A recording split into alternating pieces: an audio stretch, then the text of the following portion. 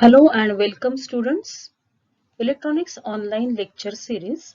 In this series, today we will be discussing paper 1. Electronic paper 1. Modern electronic communication. This chapter consists of various types of communication systems. The first one, that is nothing but the elements. Basic elements of communication system. As you observed on the screen, there are three main blocks: transmitter, communication channel and receiver. What do you mean by communication first? The process of transmission and reception of information is called as communication.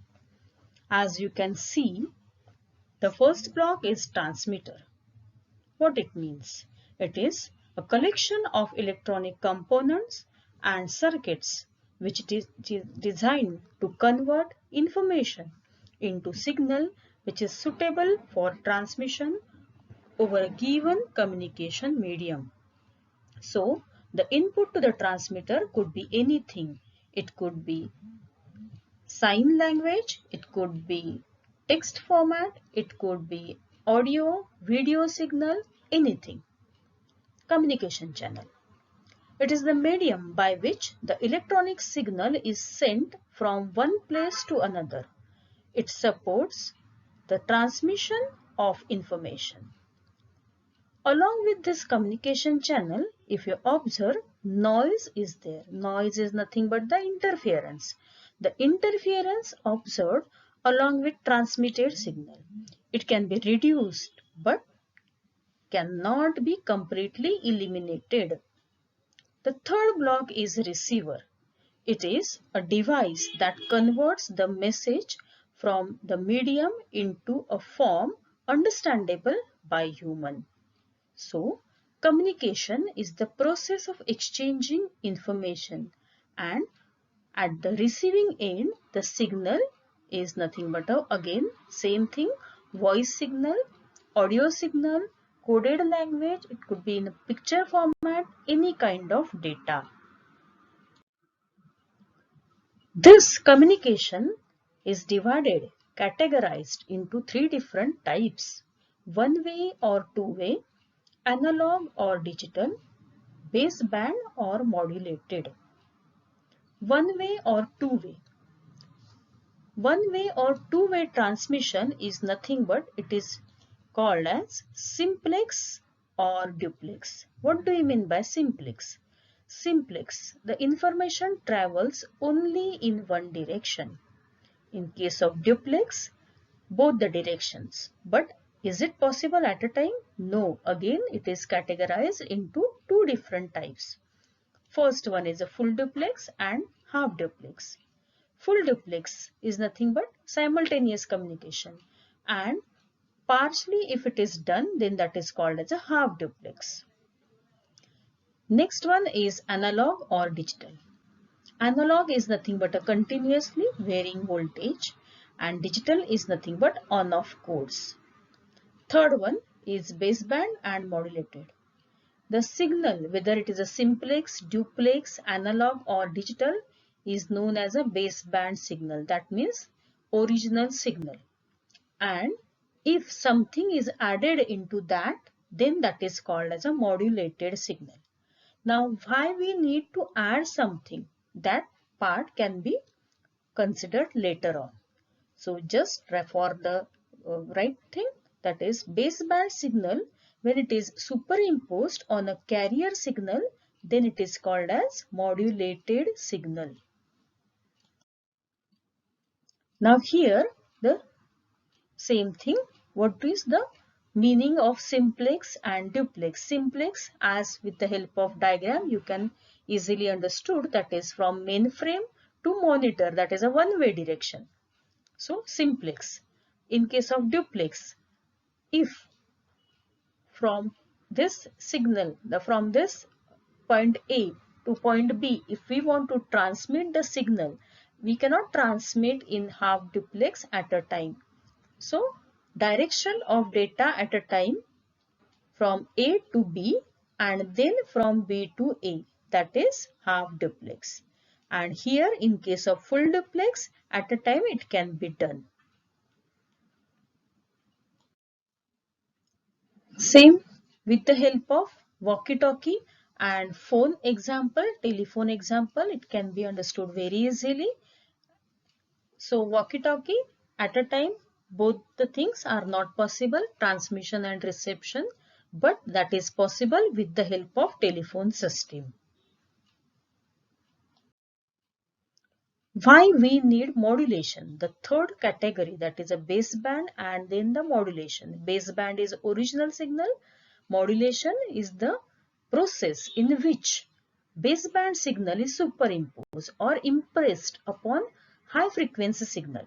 Why we need this modulation thing? There are three necessities. One is the poor transmission, second one is interference, and third one is length of the antenna. These all are audio frequency signals. They get attenuated at a short distance. Also, the range is limited and the length of antenna. We need to consider all these three things while framing the modulation system. These are categorized into three different types: amplitude, frequency, and phase modulation.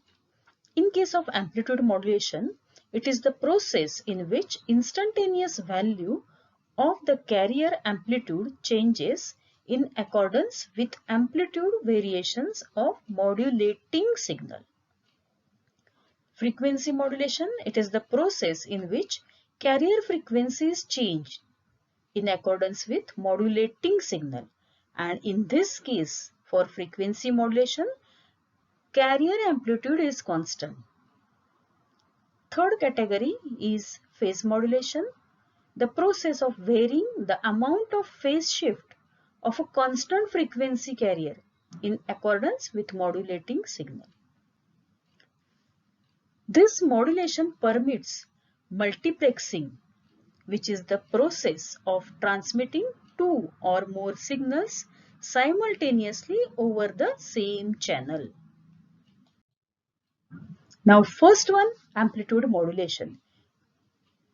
Three waveforms. First is the original signal A, B is the carrier signal, and C is the amplitude modulated wave.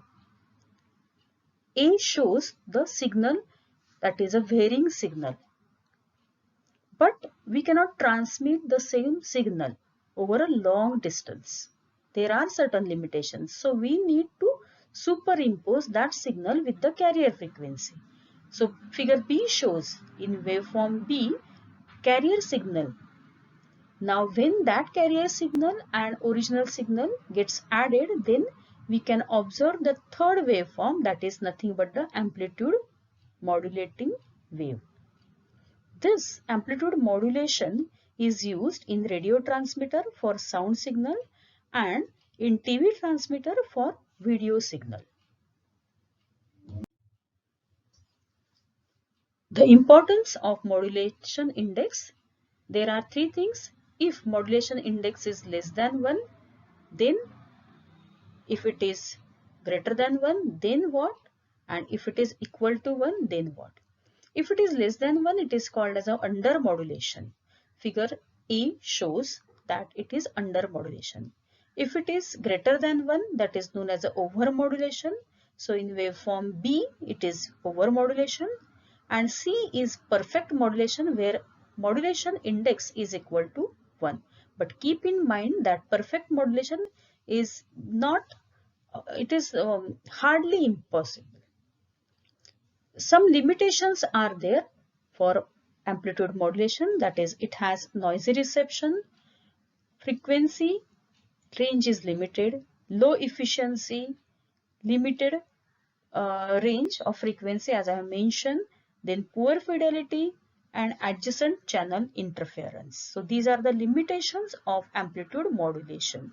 Now let us move to the next one, that is frequency modulation. In case of frequency modulation,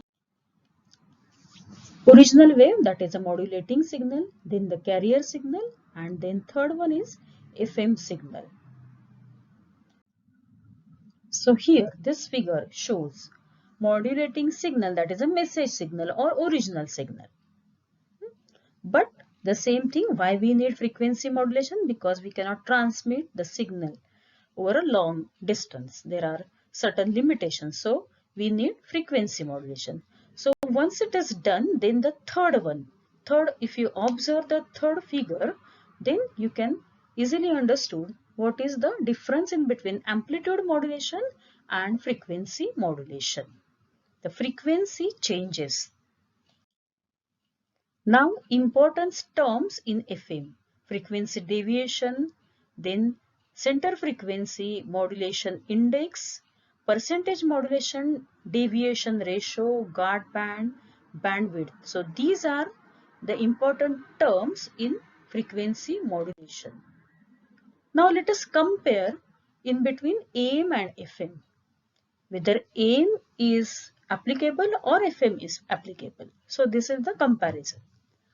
The first difference is for FM it has better noise immunity. But in case of AM, amplitude limiters cannot be used to reduce the noise.